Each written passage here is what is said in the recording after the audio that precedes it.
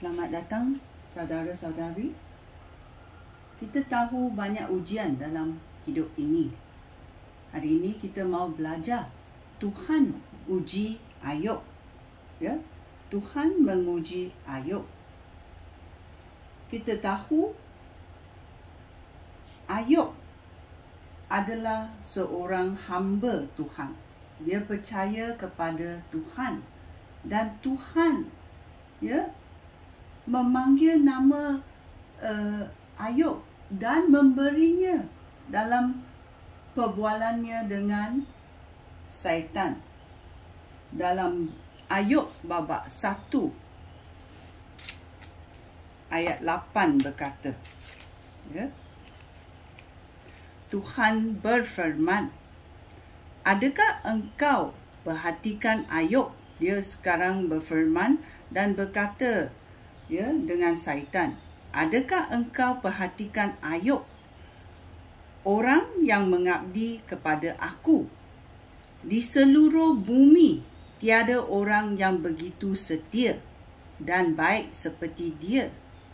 Dia beribadat kepada aku dan sungguh-sungguh berhati-hati supaya tidak berbuat jahat. So kita boleh lihat Tuhan kenal Ayub. Ayub pun kenal Tuhan. So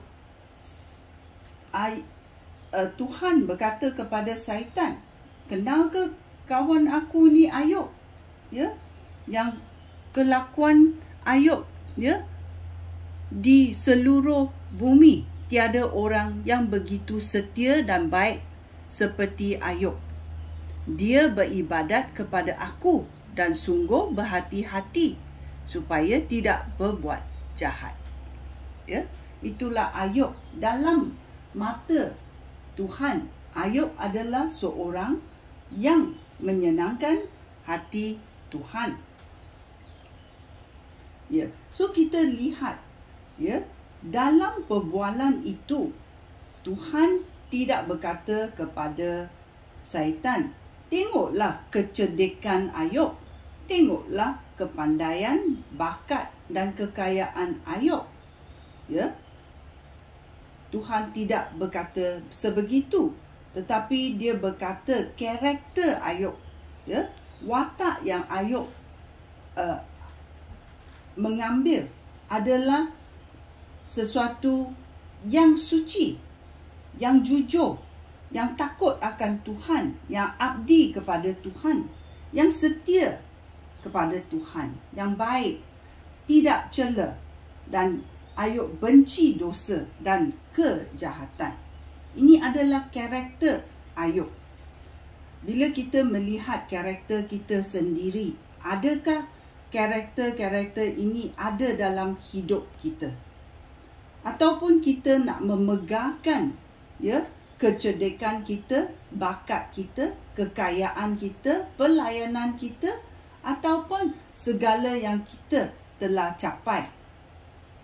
So kita selidiki hidup kita. Adakah Tuhan hendak melihat karakter kita ataupun pengetahuan kita? Bila Tuhan menguji, Tuhan mahu menguji karakter kita, bukan berapa kita tahu tentang ayat Tuhan. So kita mahu watak kita, teladan kita, karakter kita memiliki seperti Tuhan. Bila Tuhan melihat seseorang yang dia boleh bermegah, seorang yang ada kesucian, seorang yang ada kejujuran, seorang yang takut akan Tuhan, yang abdi kepada Tuhan, seorang yang setia, yang baik, yang benci akan dosa dan kejahatan. Ini adalah karakter yang Tuhan melihat. Bila dia melihat seseorang, apa reputasi kita di dalam hidup ini?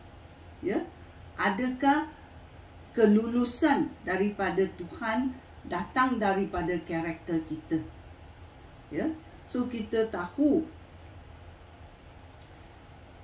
bila Tuhan berkata kepada syaitan, adakah kamu melihat abdi saya yang bernama Asyik atau bernama Aminah atau Lily atau sesiapa juga, adakah Tuhan memanggil kamu, nama kamu dan berkata kepada syaitan, bolehkah orang ini memegarkan aku?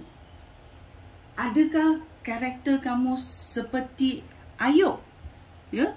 So kita hidup di dalam dunia ini, adakah karakter kita sebagaimana yang kita ada membaca dalam Alkitab seperti karakter Ayub? Ya. So kita tahu Tuhan menguji kita dalam pelajaran hari ini. Ada di dalam Alkitab Tuhan menguji Ayub.